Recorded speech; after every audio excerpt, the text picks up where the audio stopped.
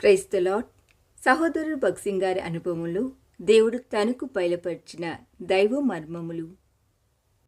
మహాగణుడును మహోన్నతుడును పరిశుద్ధుడును నిత్య నివాసినైన వాడు ఇలాగ సెలవిచ్చుచున్నాడు. నేను మహోన్నతమైన పరిశుద్ధ స్థలములో నివసించువాడును. ఆయనను వినయము కల వారి ప్రాణమును ఉజ్జీంపచేయుటకును, నలిగిన వారి ప్రాణమును ఉజ్జీంపచేయుటకును, వినయము గల వారి యొద్దను, దీన మనసు గల వారి యొద్దను నివసించుచున్నాను. యెషయా గ్రంథము 57 అధ్యాయము 15వ వచనము.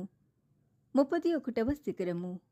అన్ని తరగతుల మానవులు శ్రమలు కష్టముల ద్వారా దేవుని కనుగొనవలనని ప్రయత్నించి కనుగొనలేకపోయిరి. ఎందుకనగా జ్ఞానము ఆచారములు వ్రతముల ద్వారా ఎవరునూ దేవుని కనుగొనలేరు. అనేక మంది సన్యాసులు ఏకాంత స్థలముల యందు తమ యావత్ జీవితమును గడిపిరి. వారు దేవుని కనుగొనవలనని కఠినమైన నేల మీద పరుండుచు సామాన్యమైన భోజనం చేయుచు వచ్చిరి. కానీ ఆ మార్గములో దేవుని కనుగొనలేక నిరాశ చెందిరి. ఆ మార్గము ద్వారా ఎవరునూ దేవుని కనుగొనలేరు. ఎవరైతే దీనులై నలిగిన హృదయం కలిగి ఉందురో అట్టివారే దేవుని చూడగలరు, ఆయనను అంగీకరించగలరు.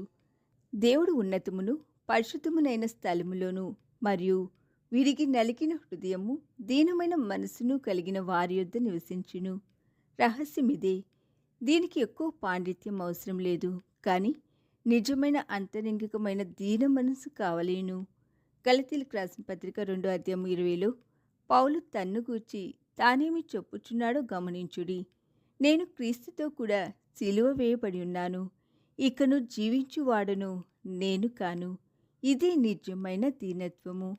అట్టివారు ప్రతి పరిస్థితిలోనూ ప్రవ్వా, నా చిత్తము కాదు నీ చిత్తమే నెరవేరునుగాక, నా కోరిక ప్రకారం కాదు నీ కోరిక ప్రకారమే కానిమ్ము, నా మార్గము కాదు నీ మార్గములో నన్ను నడిపింపుము అని చెప్పుదురు.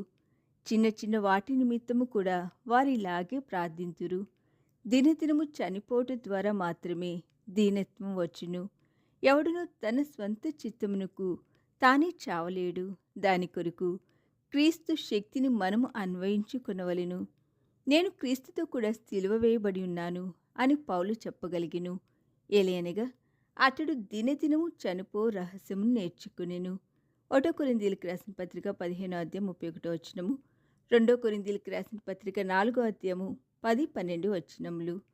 ఈ విధముగా దేశం యొక్క ఉన్నత స్థలముల మీద నేను నిన్నెక్కించెదను అని దేవుడు వాగ్దానం చేసినట్లు మన రక్షణ యందు ఆనందించగలము.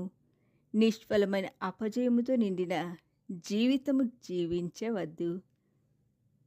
ఈ దినధ్యానము మనందరి ఆత్మీయ జీవితమునకు ఆశీర్వాదకరముగా ఉండునుగాక. ఆమేన్.